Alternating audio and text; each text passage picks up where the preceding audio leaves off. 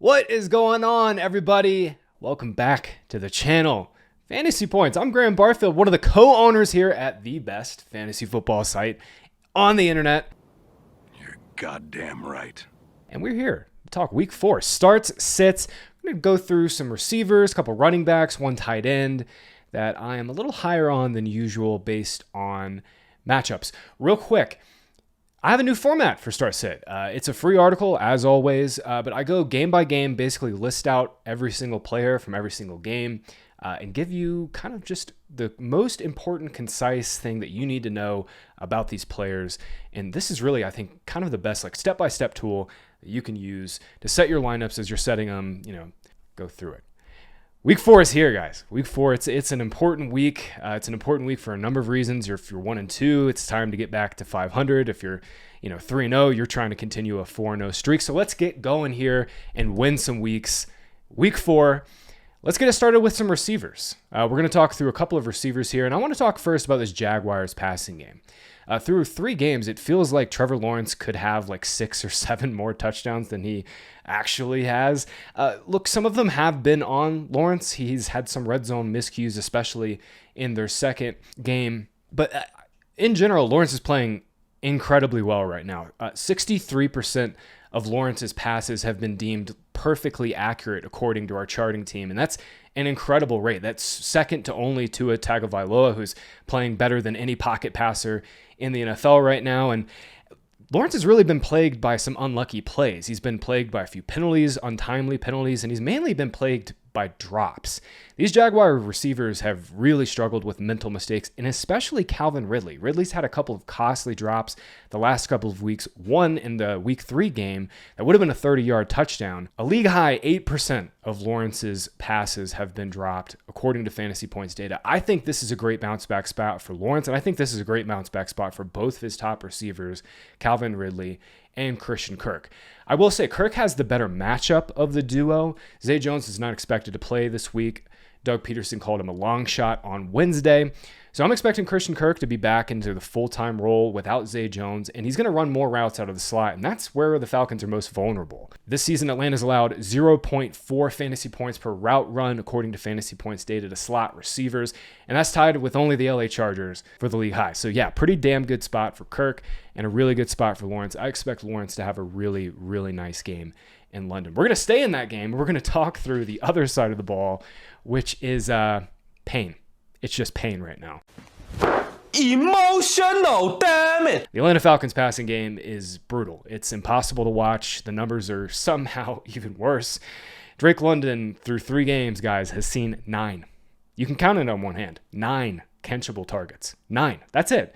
A total of 67 wide receivers, 67 receivers in the NFL have seen at least 10. London has seen 9. It's not a talent problem with London. It's a quarterback problem.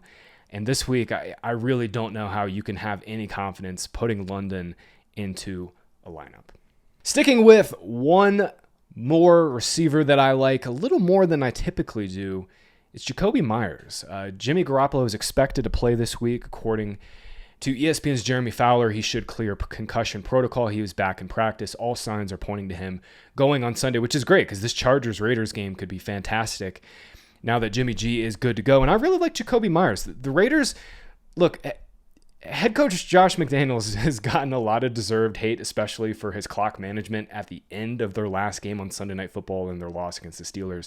But for fantasy football, for the game that really matters here, Raiders have been really, really sweet for fantasy. They're a super condensed passing tree. And what I mean by this is they're only throwing the ball to 2 players, Devontae Adams and Jakobi Meyers. Those 2 players have accounted for 70%. 70% of the targets here. Jakobi Meyers getting 31% of that 70. He's gotten 10 and 12 targets in his first 2 games, and he's cashed in. He's been great for PPR leagues, 9 and 7 catches. He's basically been the same exact player he was with the Patriots, albeit in a better role because he's playing outside more. And now he gets a great matchup here. This Chargers secondary can't stop anybody. So Adams is almost like the wide receiver 1 on this slate. If it weren't for Justin Jefferson and Tyreek Hill, I think you could make a legitimate argument for Adams as the best wide receiver playing this slate, but Jakobi Meyers is right up there as a top 15, top 20 play, especially in PPR leagues this week. Tight end, guys, is a wasteland. It's a wasteland out there. It's just like how it's always been. There's just tumbleweeds floating on by. Stop acting like you know the way ahead, like you know the rules. There are no rules, man. We're lost. Travis Kelce gets his usual. You'll see a few just randos pop up. Tight end's very hard to predict, but one tight end that I do like a little more than usual this week is Pat Freiermuth. He got off to a horrible start this season, along with the Steelers' entire offense. Kenny Pickett really struggled in their first and second games in 2 tough matchups. And then Freiermuth cashed in last week against Vegas. Much easier matchup. He had 3 catches for 41 yards and a touchdown. And through 4 games, this might shock you, but through 4 games, only Travis Kelce has more end zone targets than Pat Freiermuth. They both have 4. That's wild. Travis Kelce's obviously played in 1 fewer game. But that being said, Freiermuth still has touchdown equity that he had last season. He's going to continue to be Kenny Pickett's main target in the red zone. And with Deontay Johnson out, I expect Freiermuth's targets to continue to tick up. And this is a great matchup. The Texans, over the last 2 weeks, have given up 16 catches for 158 yards and a touchdown to Colts and Jaguars tight ends.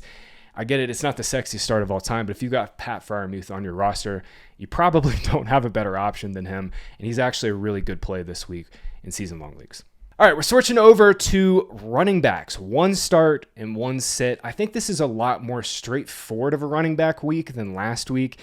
There's a clear top 15 and 16, and then it's like, okay, if you've got Achane, you're starting him. I think the RB2 list is kind of starting to get a lot more clear.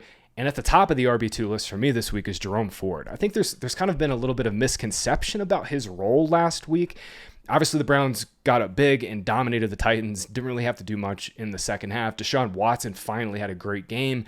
All that being said, you look at the base numbers. Jerome Ford only played on 56% of the snaps. You would probably say, oh, he was in a split. No. Fake news. Pierre Strong had 6 carries in the game, 5 of which came on the last drive. When the game was somewhat competitive, it was Jerome Ford's backfield. He ran 18 routes to Kareem Hunt's 5. And as a former receiver, Jerome Ford has some serious receiving chops. On his touchdown, he ran like a sluggo, like an actual wide receiver sluggo up the boundary and was wide open. The corner didn't even know that Ford could run that route, I bet you. And he got wide open. Ford's receiving skills are what's really going to keep him on the field here, guys. And that's important for this offense. This is not a run-heavy offense anymore. I don't think they were going to be prior to Nick Chubb's unfortunate season-ending injury. But all of that being said, Deshaun Watson is more comfortable playing in shotgun. He's more comfortable playing in spread. He's not an under center, I formation, slow it down quarterback. He wants to spread it out, and Jerome Ford is the best fit for this team. This matchup isn't great. The Ravens are a good run defense, but I really like Ford's role to continue to grow, and I think he's going to be a super important part of their passing game this season. My sit of the week at running back is a player that got off to an incredible start. Week 1 scored as like a top 15 running back. Week 2 was the top running back against the Denver Broncos sieve-like run defense. And then last week he kind of came back down to earth in a game where the Bills dominated the Commanders. It's Brian Robinson. This is another horrific spot, unfortunately, for B-Rob. Season-long outlook looks fantastic. Robinson has the more important role, but this week, man, it's tough to put him into lineups. It's really tough to click that name into lineups. Philadelphia's front 7 is just absolutely dominant. They're absolutely dominant from top to bottom. Depth-wise, they're incredible.